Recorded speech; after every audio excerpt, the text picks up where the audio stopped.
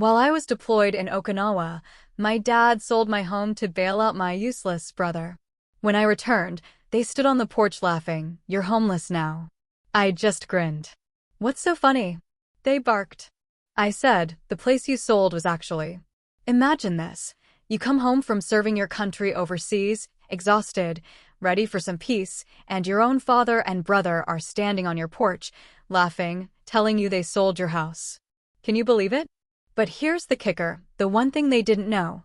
The house they sold was about to become their absolute worst nightmare. What the hell happened next? I had barely stepped out of the taxi, my sea bag still slung over my shoulder, my boots still dusty from Okinawa, when I saw them. My father and my older brother, Chad, smirking like they'd been waiting all day just to throw a punch I'd never see coming. I hadn't even taken 3 steps toward my front door before my father said it, just like that, "You're homeless now." No, hello. No, welcome home. Just a sentence that hit harder than any blast wave I'd ever felt downrange. I froze. "What are you talking about?" I managed to ask, but Chad just snorted into his beer. "We sold your house, sis." Try to keep up. They actually laughed. Laughed at me, their daughter and sister, coming home from an overseas rotation to find everything I owned gone. My father pointed lazily at the front door, as if this were nothing more than a game. "Your brother needed help. Family sacrifices for family. You weren't here. You didn't need the place." And then he added the part that told me everything about how little they thought of me. "You Marines bounce around anyway. What difference does a house make?" I should have exploded. I should have cursed, screamed, fallen apart. But instead, a slow, steady smile spread across my face. It was the kind of smile that made both of them frown. My father snapped, "What's so funny?" And I started to say, "The house you sold was actually," but before I finished that sentence, I need to take you back to how this whole thing began. Because the truth is, none of this was an accident. They didn't stumble into this betrayal. They planned it. Just not as well as they thought. 3 months earlier, I was still in Okinawa, halfway through a 6-month rotation. I'd been looking forward to that assignment.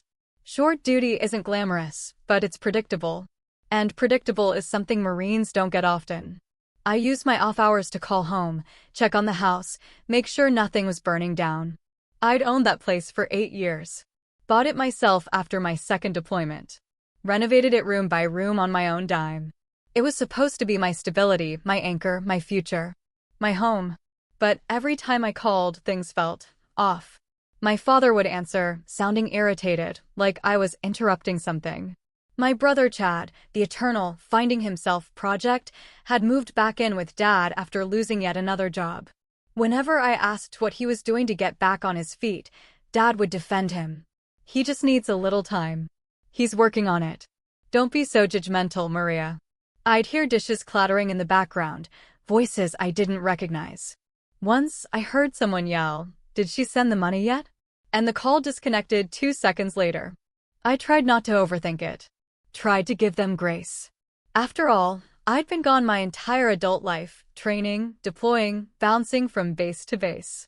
Maybe I didn't understand what was happening back home. Maybe I didn't want to. But 2 weeks before my homecoming, I got a message that should have been my warning. A short text from my father, "Call us before you come home."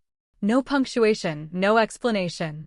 I stared at it for a long time, feeling that cold twist in my gut that every Marine knows. Asterisk, something's wrong. Something's coming, asterisk, but duty hours were crazy that week. By the time I got a chance to call, it rang voicemail twice. I told myself it wasn't important. My flight was booked. My leave approved. I'd be home soon enough. And then I was standing in my driveway, staring at the people who were supposed to be my family, realizing they had sold the roof over my head to pay off my brother's gambling debt. I didn't know that part yet. Not then. But I could already see the guilt in their eyes and the shamelessness in their posture. You can always tell when someone's done something terrible and convinced themselves it was justified. Chad lifted his beer again, like he was celebrating something. "Don't look so shocked, sis. You were gone. Dad had power of attorney. Easy process. You'll get over it." I felt my jaw tighten, but the smile didn't leave my face. If anything, it grew. "Is that what he told you?" I asked softly. My father's eyebrows knitted together.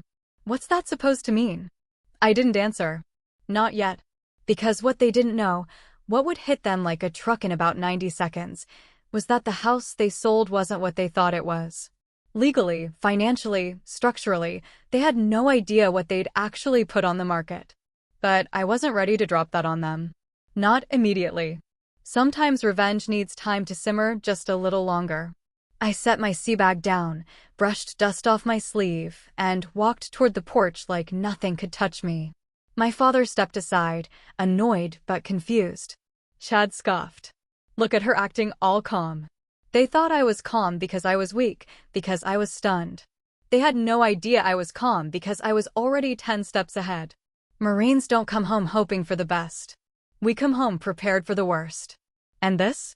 This was nothing compared to what I'd survived before. I didn't go inside right away.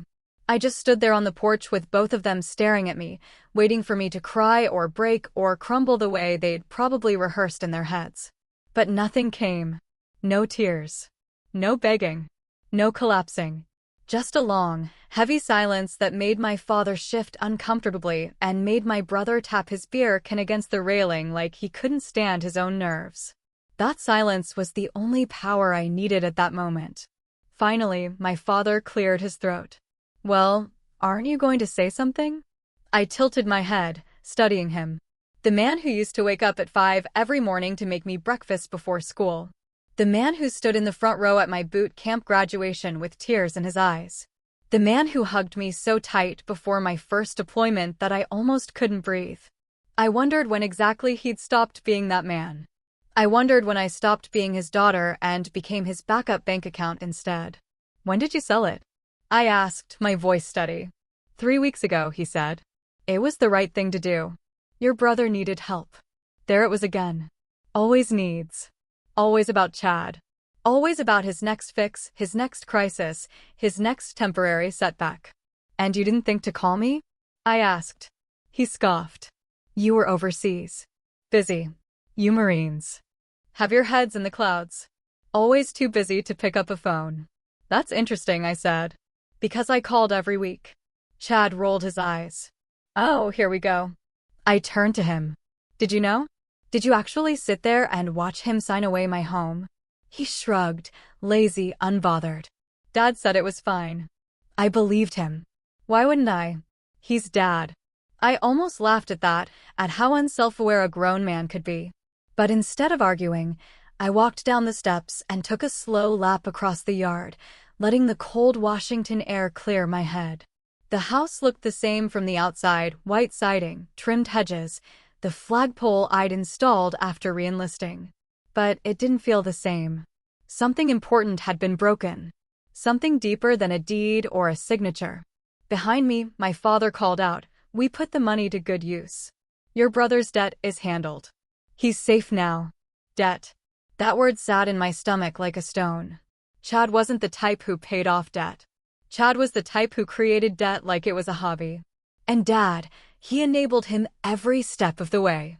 I walked back toward them, step by step, until I was standing at the bottom of the porch stairs. You two want to tell me the whole truth? I said. Or do you want me to find it myself? My father's jaw tightened. Chad drank the last of his beer and crushed the can in his hand. What truth? He said.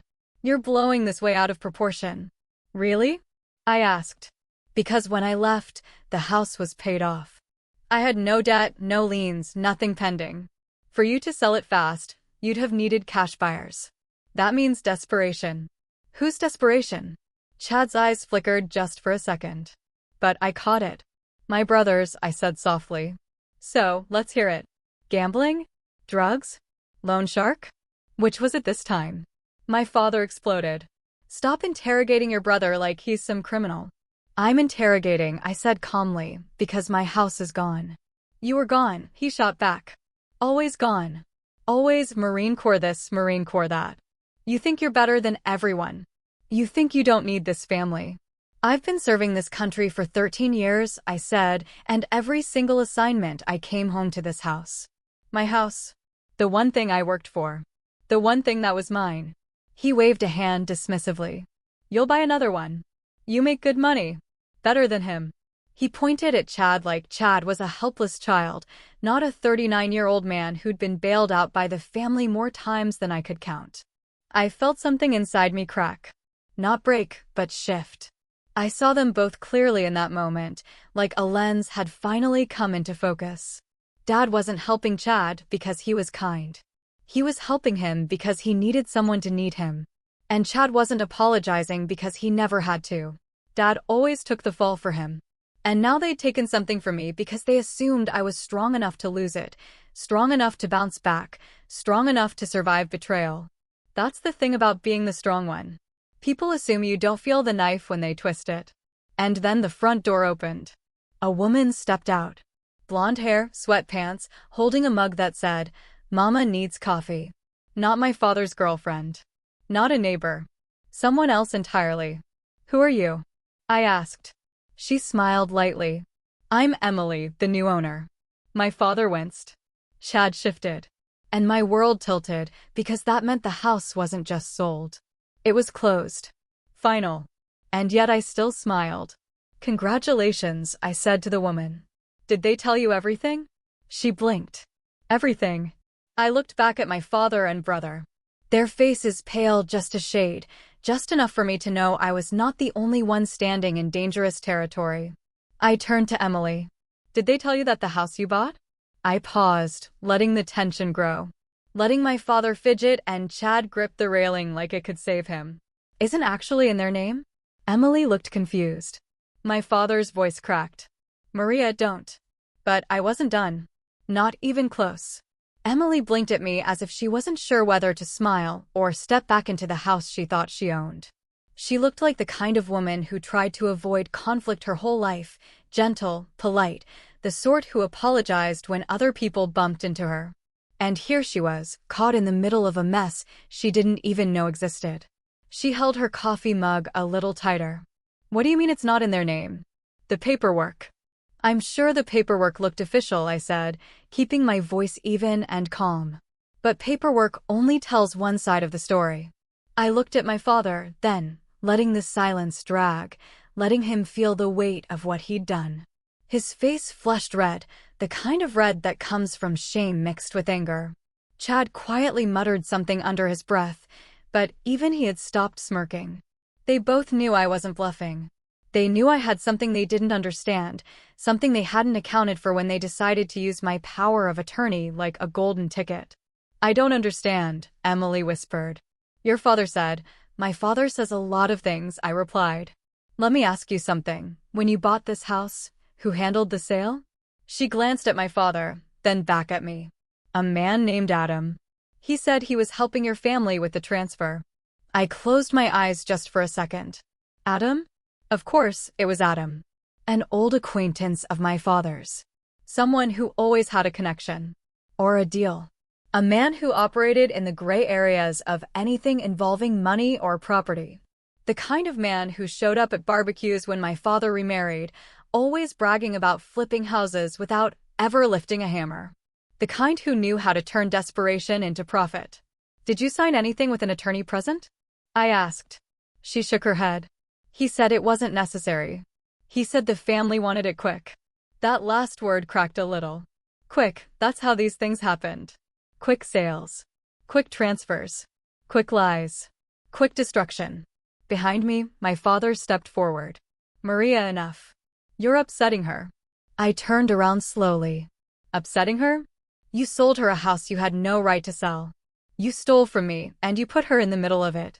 My voice stayed calm, but something sharp moved underneath it. Years in the Marine Corps had taught me that raising your voice was the quickest way to lose power.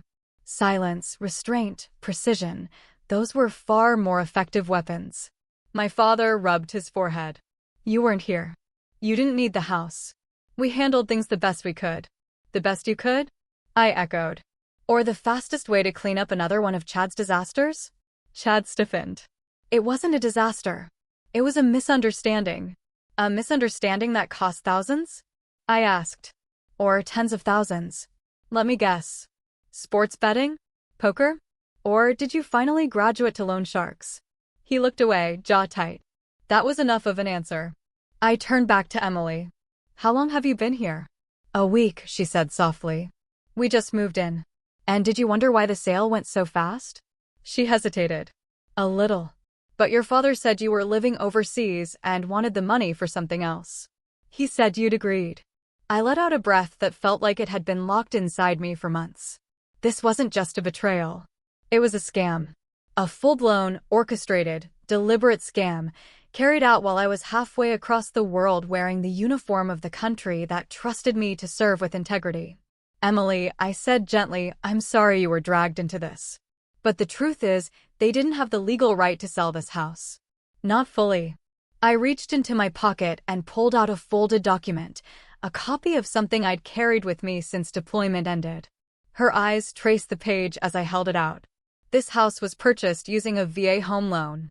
That means certain protections apply and certain rules. And selling it without me present, without my consent, without proper legal procedure. I glanced at my father. That's a federal issue, not a family issue. Emily's eyes widened. My father's face went pale. Chad's bravado evaporated completely. He looked like a kid caught stealing candy from a store shelf. I continued. Power of attorney gives temporary rights to handle bills, repairs, emergencies. It does not give the right to sell federally backed property without filing a series of authorizations, none of which were done. Emily pressed a hand against her chest. Are you saying the sale is invalid? I'm saying, I replied slowly, that this isn't what you think it is, and unfortunately, you'll need legal help to sort it out. My father stepped closer, voice shaking with a mixture of anger and fear. Maria, don't do this. We're family. That didn't stop you, I said. Family didn't matter when you needed quick cash. It was for your brother, he shouted. And what about me? I asked quietly. When did I stop being your child? When did I become expendable? For the first time since I'd stepped onto that porch, he had no answer. Emily finally spoke again. What do we do now? You, I said, get a lawyer. And you tell them everything. And you stop speaking to my father outside of official channels, because the deeper you let yourself get involved with this situation, the worse it will be for you. She nodded slowly, clutching her mug like it was the only solid object left in her world. My father pointed a finger at me. You're ruining everything. I shook my head. No, you ruined everything the minute you treated my service as an opportunity instead of a sacrifice. Chad muttered something about Marine attitude, but I barely heard him. I was already stepping off the porch, lifting my sea bag again, my boots crunching against the gravel. The air felt sharp and cold, but in a way that cleared my mind rather than clouded it. I started walking toward the street. My father yelled behind me, "Where are you going?" "Oh," I said. "You don't have one," Chad shouted.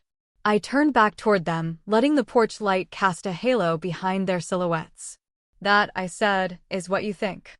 And then, for the first time since landing, I actually felt calm.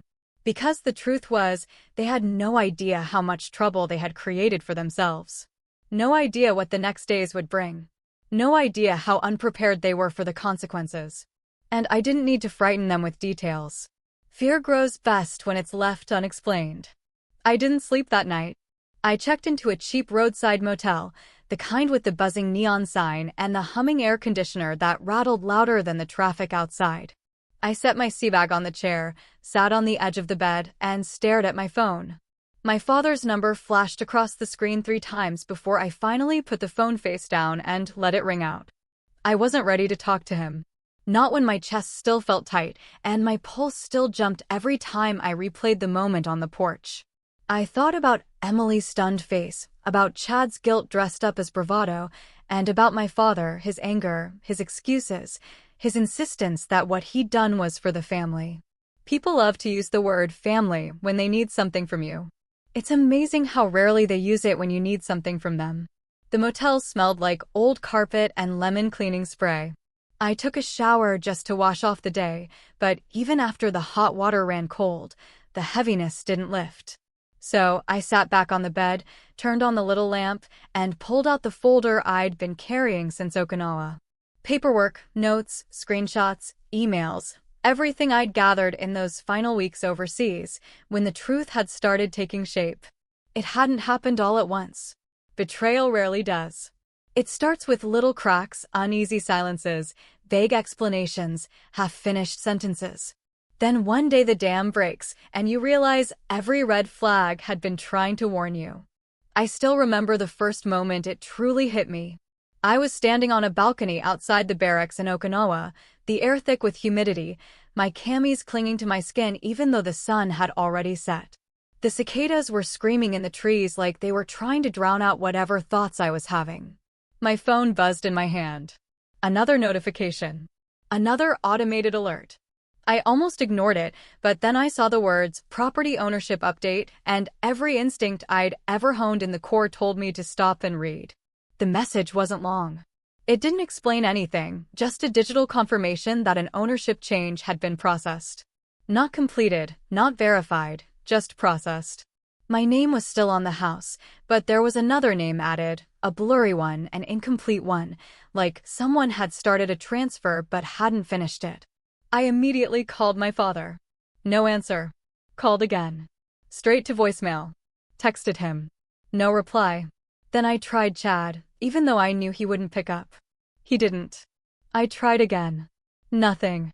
I stood there on that balcony, staring out at the Pacific. The night breeze felt warm against my face, but my stomach had gone cold. Not because I knew what was happening, but because I didn't. And that uncertainty was worse than any truth could have been. The next day, during my lunch break, I asked one of the JAG officers on base if he had 5 minutes. He gave me 10. I told him what I'd seen. He didn't panic. He just asked one question: who is your power of attorney? When I said my father's name, something in his expression shifted. Not pity, not judgment, but recognition. He'd seen this before. Too many times. He told me stories, vague ones without names, about service members getting burned while deployed, families selling cars, cashing out accounts, refinancing properties, emptying storage units, even signing divorce papers on behalf of someone halfway around the world. Trust is good, he said, but oversight is better. Those words stuck with me. Asterisk, trust is good.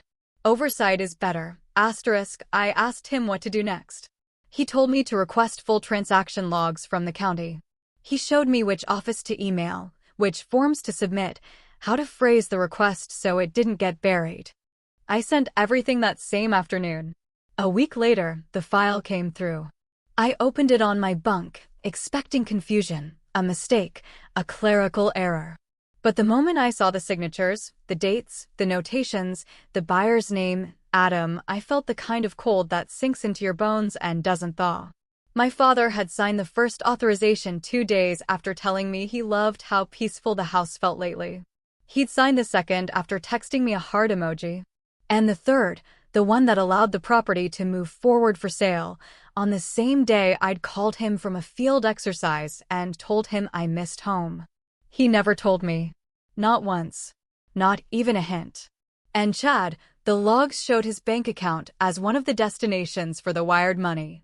I sat on my bunk for a long time, staring at the screen. I remember the dim light above my bed flickering, the hum of the fan overhead, the muffled sounds of Marines laughing in the hallway after a long day. Life kept moving around me, but I felt frozen. Later that night, I called my father again. This time he answered, but only because he didn't recognize the number. I had used the office phone instead of my own. His voice was cheerful at first. Too cheerful. Hey, sweetheart. Everything okay over there? I swallowed hard. Did you sell my house? The pause that followed told me everything. 5 seconds. 10. 15. Long enough for a world to collapse. Then he said, before you get upset, I hung up. I didn't trust myself to speak. And over the next few days, whenever he called back, I let it ring. I wasn't ready to hear excuses. I wasn't ready to listen to his reasoning or his guilt or his justification. I wasn't ready to listen to a man who hadn't respected me enough to tell me the truth.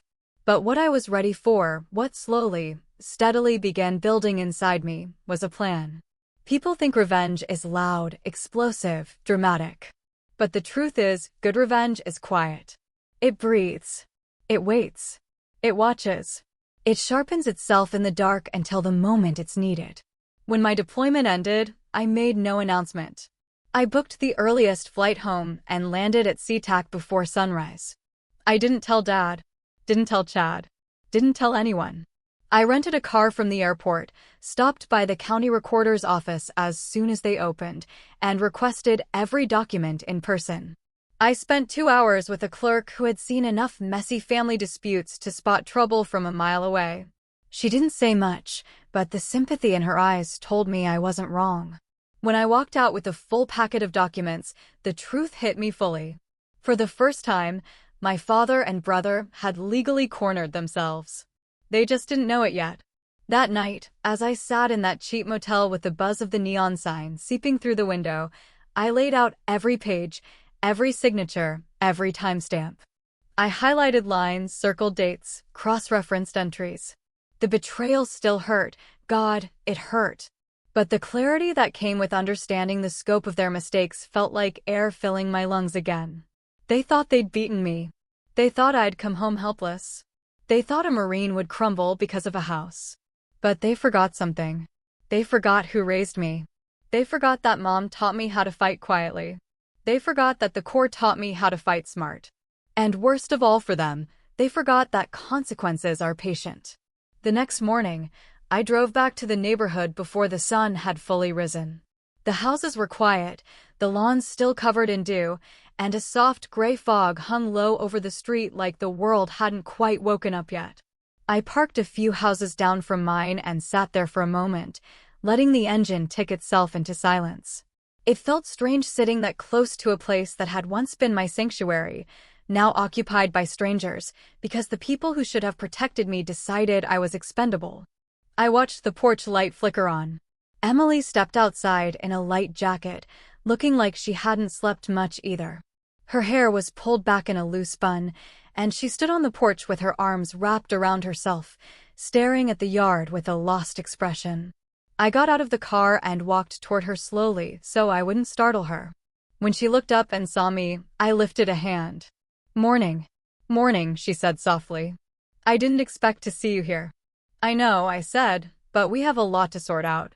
I stepped onto the grass and stayed a few feet away, not wanting to invade the space that, for the moment, she believed was hers. "Did you talk to anyone last night?" She nodded. "My husband. He's flying back tonight. He said we'll get a lawyer first thing tomorrow." Then she hesitated and added, "I didn't tell your father." "Good," I said. "Don't." She exhaled shakily and sank onto the porch step, the mug in her hand trembling slightly. "I don't know how this happened. We've been saving for years. This was supposed to be our fresh start, our first real home." Her voice cracked, and for a moment, I felt a pang of guilt. Not because I'd caused any of this, but because the damage done by my father had spilled onto someone who didn't deserve it. I sat down on the step beside her. "You didn't do anything wrong, Emily. You bought a house. You trusted the people selling it. That's what anyone would do." She nodded, but tears slipped down her cheek anyway. When he told us he had authority, we believed him. He seemed so certain. "My father always sounds certain," I said. "Even when he's dead wrong." She wiped her face quickly. "What do you think will happen now?" "That depends on how honest you want to be with your lawyer," I said. "And how honest they want to be with the court." I reached into my bag and pulled out 2 copies of the documents I'd assembled. "Here, these are for your attorney. They outline everything I told you yesterday." Emily took the papers, her fingers brushing mine briefly. "This is going to get messy, isn't it?" "Yes," I said. "But messy doesn't mean hopeless." Before she could respond, the front door swung open and my father stepped out. His expression was the same one he used to wear when he scolded me as a teenager, tight, rigid, impatient. "Maria, what are you doing here?" "Talking," I said calmly. He pointed at me like I was a trespasser on my own lawn. "Not without my permission, you're not." "Your permission?" I repeated. "That's interesting, considering none of this belongs to you." "It doesn't belong to you either," he shouted, and Emily flinched beside me. I stood from the step and faced him fully. "It never belonged to you. You acted like you could make decisions about my life because you had a piece of paper and a signature. Power of attorney isn't ownership, Dad. It's responsibility, and you abused it." "I did what I had to do," he said, his voice trembling with anger. "Your brother was in danger. He had people after him." "People are always after him," I replied. "That's not an excuse to steal from me." It wasn't stealing, he barked. You always judge him. You always think you're better than him because you're a Marine. But he's my son, too, and he needed help. And I didn't? I asked, my voice low but steady. I served for 13 years. I sent money home. I kept this family afloat more times than either of you will admit. When did I become the one who didn't matter? He hesitated. And in that split second of silence, I saw the truth. He hadn't meant to hurt me. He didn't do it out of malice. He did it out of weakness. Out of love twisted into obligation. Out of fear of losing the son he never stopped trying to save. But intent didn't undo damage.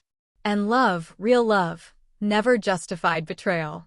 Behind my father, the screen door creaked again, and Chad stepped out, rubbing sleep from his eyes like he was waking from a nap instead of waking to the consequences of his own actions. Is this still about the house? He mumbled. I looked at him, really looked at him, and I saw a man who'd never been told no, never been held accountable, never been forced to stand on his own 2 feet. A man who'd grown comfortable taking from everyone around him because taking was easier than earning. Yes, I said. It's still about the house. Chad sighed dramatically. Jesus, sis, relax. It's not like you're dead. You can rebuild. It's not the end of the world. No, I said. It's not the end of mine. I took a step closer. But it might be the end of yours. His face twisted. Is that a threat? No, I said. It's a prediction. A car slowed down on the street, then stopped in front of the house. The driver rolled down the window. Everything all right? I heard yelling. It was Mr. Halpern, the neighbor who'd lived 2 doors down since I bought the place. He was the kind of retired Navy guy who mowed his lawn in perfect diagonal stripes and flagged down the mailman to chat about base news. He recognized me immediately and stepped out of the car. Staff Sergeant Lawson, he said. Didn't know you were home. Just got back, I replied. He glanced at my father and Chad, then at Emily, his brow furrowed. Something going on here? My father stiffened. Private family matter. Actually, I said, it's not. Mr. Halpern waited patiently, like the old sailor he was. I explained in simple terms what had happened, the sale, the fraud, the misuse of power of attorney. I didn't embellish. I didn't accuse. I simply stated facts. When I finished, he whistled softly. That's not good. No, I said. It's not. You call the sheriff yet? He asked. My father spun toward him. No one needs to call anyone. We'll settle this ourselves. Emily shook her head. No, she said quietly. We won't. I'll be calling my attorney today. And I'll be contacting the VA legal office, I added. They need to be involved. My father's face collapsed. Maria, please don't do this. We're family. I looked at him for a long moment. I know, I said softly. That's why this hurts. He swallowed hard. I made a mistake. You made several, I replied. And now we deal with them. For a moment, no one spoke. A bird chirped somewhere. A car drove by. The world kept turning, even while ours felt like it was falling apart. I turned to Emily. You should go inside. You've got a long day ahead. She nodded and slipped back into the house. Mr. Halpern returned to his car, and I stepped off the porch, heading toward the street. My father called after me, his voice cracking. Where are you going now? To do what you should have done, I said without turning around. Tell the truth. I spent the rest of the morning in the sheriff's building. A place I'd walked into once before when I first moved to the neighborhood to register my address after deployment. Back then, it was a simple process.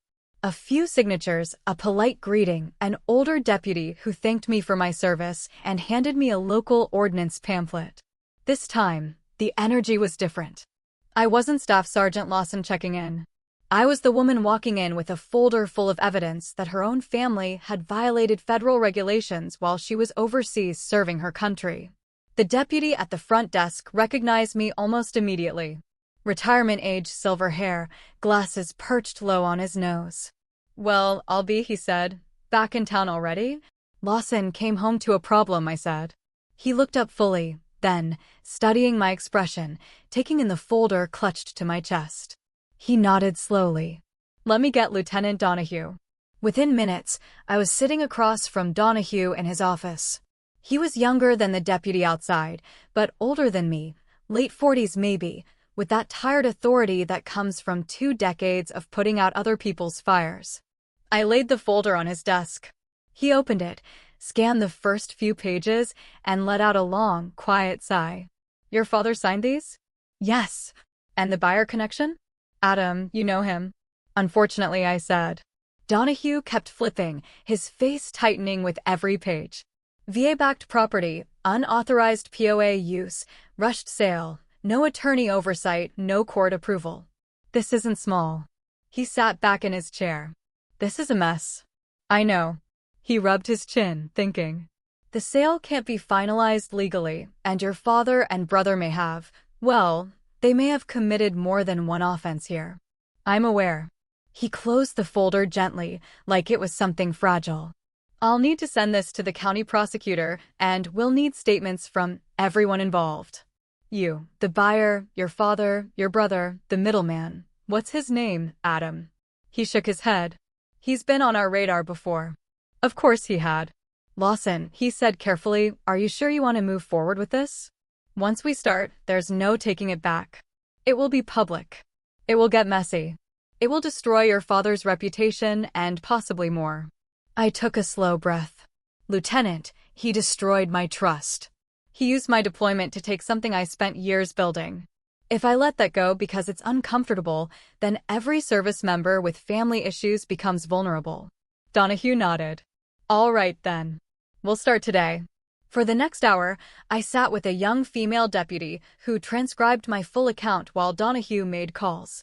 I described everything, the power of attorney, the emails in Okinawa, the unreturned calls, the text from Chad, the balcony night when I discovered the ownership change, the rushed sale, the porch confrontation, Emily's involvement. The deputy typed rapidly, but never interrupted except to clarify dates and names. When I finished, she looked up and said quietly, I'm sorry. The unexpected sympathy almost cracked me. I nodded instead and said, thank you. When I stepped out of the sheriff's building, the afternoon sun was high, warming the pavement. I felt a strange mixture of exhaustion and clarity. This wasn't revenge anymore. Not in the childish sense. This was accountability, and accountability takes work. Emily called me. Later that afternoon. Her voice shook as she told me her attorney had confirmed everything. The sale was invalid, and she had grounds to pursue legal action, not just to reverse the transfer, but to hold both Adam and my father liable for damages. I didn't want any of this, she said. I just wanted a house. I know, I said gently. And you'll get one, but this one needs to be fixed first. She asked if I would be willing to speak with her attorney directly. I agreed.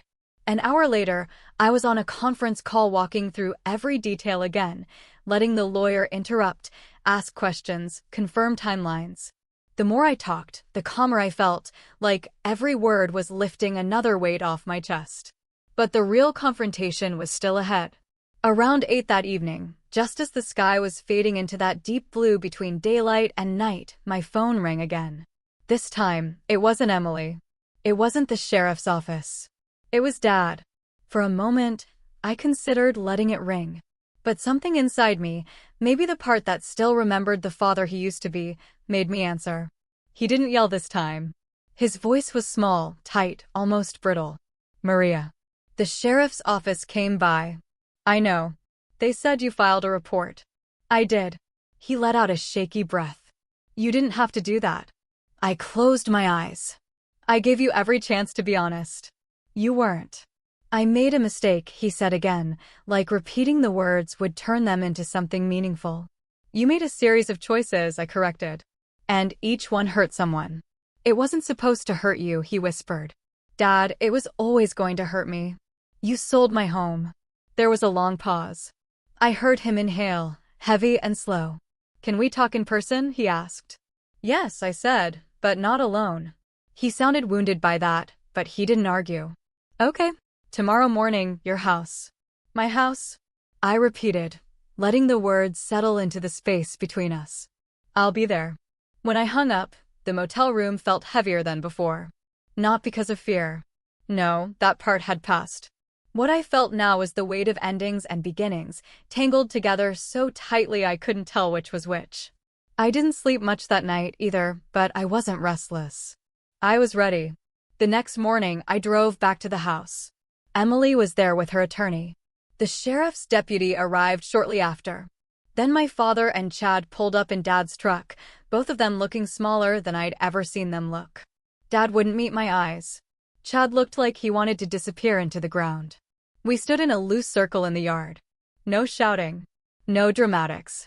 Just the quiet tension of a truth finally cornered with nowhere left to go. Dad cleared his throat. "I didn't realize it was illegal," he said. "I swear to God I didn't." "You didn't want to realize," I said softly. "There's a difference." Chad mumbled something, but his lawyer, yes, he had brought one, put a hand on his shoulder, silencing him. The sheriff's deputy explained the next steps, statements, temporary restrictions on both Dad and Chad regarding the property, a forthcoming investigation, the likelihood of charges. My father's face went pale at the word charges. He looked at me then, eyes watery. "I never meant for it to come to this." "I know," I said, "but you brought us here." Then I turned away, because there was nothing else left to say. For the first time in days, I walked toward the front door and placed my hand on it. The paint felt cool beneath my fingertips, familiar in a way that made my throat tighten. I didn't open it. Not yet. But I stood there long enough to feel something returning, a sense of home. Not because the house was safe, but because the truth was. When everyone left that morning, the deputy, the attorneys, the neighbors who lingered near their windows pretending not to watch, I stayed in the yard long after the last car pulled away. The air was cool and still, carrying that quiet heaviness a neighborhood feels right after a storm. My father and brother had driven off without a word. Emily and her attorney had gone to file their paperwork. And I stood alone on the small patch of grass I used to mow every Sunday morning, letting the silence settle around me like a blanket I didn't know whether to wrap myself in or shake off. I finally opened the front door slowly, cautiously. It felt like walking into a memory that wasn't mine anymore. The living room looked different. Emily had rearranged the furniture, added soft blankets, hung pictures of her family on the walls. But underneath the new touches, I could still see the shadow of my own life. The dent on the floor where I dropped a toolbox 3 years ago. The little scratch on the door frame from when I moved my dresser alone. The faint outline on the wall where my medals once hung. Homes change, but they remember. I walked through the place room by room, not to claim anything back at that moment, but to remind myself that I hadn't lost everything. The decision was now in the hands of the law, the attorneys, the county, and the VA. And for the first time since this nightmare started, I trusted that process more than I trusted anything my father could say or do.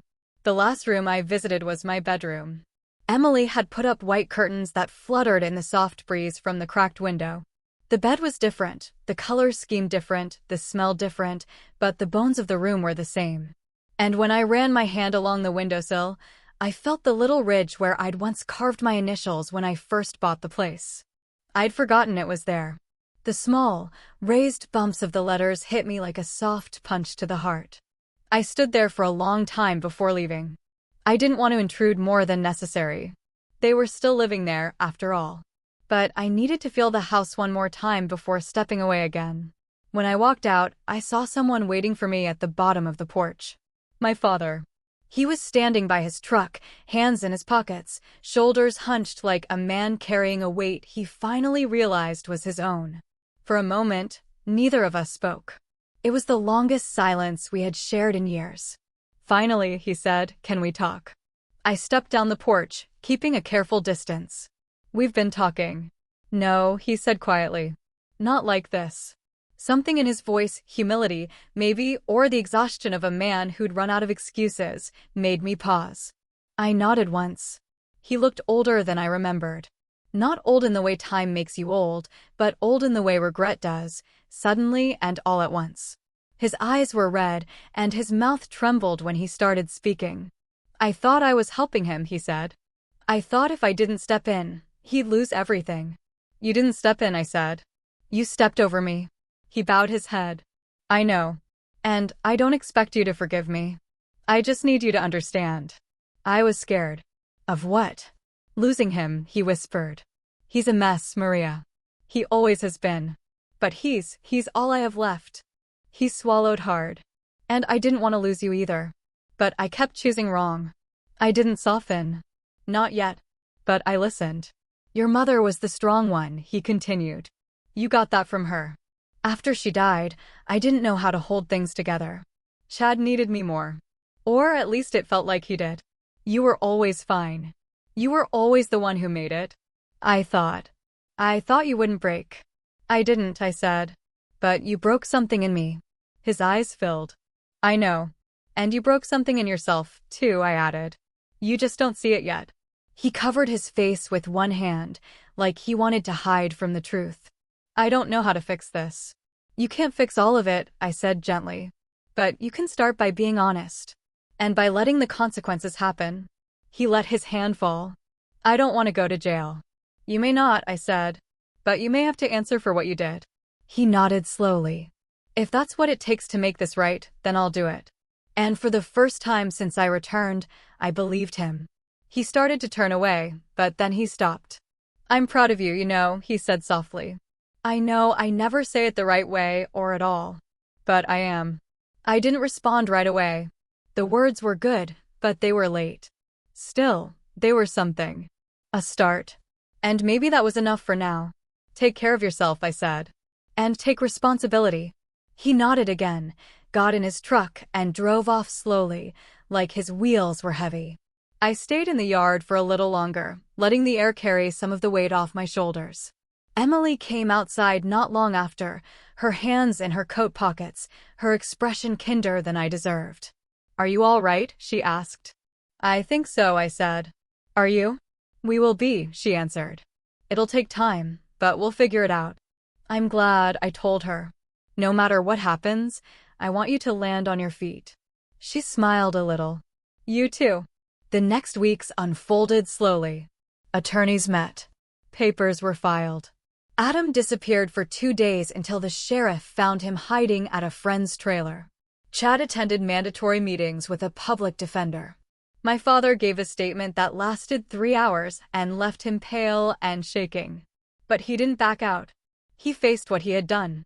And the house, after enough legal wrangling to fill a drawer, the sale was officially voided. Emily and her husband were reimbursed through the county's emergency fraud fund while pursuing compensation from Adam. My house remained mine, though it would be months before everything settled enough for me to move back in. But that was all right. Healing takes time. The day I finally stepped inside as the official owner again, I walked through each room slowly, feeling every memory flood back through the walls. This time, though, there was something else. Peace. Not perfect peace. Not complete peace. But a quiet acceptance. A gentleness I hadn't felt in years. I stood in the middle of the living room and whispered, I'm home. But the truth was bigger than that. I wasn't just home. I was whole again. In a way betrayal couldn't break, and forgiveness didn't erase, but softened like something sharp finally losing its edge. And if there's anything I want you to take from my story, it's this. Family can fail you. People can disappoint you. The ones you love most can be the ones who hurt you deepest. But you do not lose your worth because someone else lost their way. You do not stop deserving a place in this world because someone tried to take it from you. And sometimes, just sometimes, the hardest journeys bring the clearest lessons. What would you have done if your own family betrayed you like this? I'm genuinely curious to hear your thoughts in the comments below.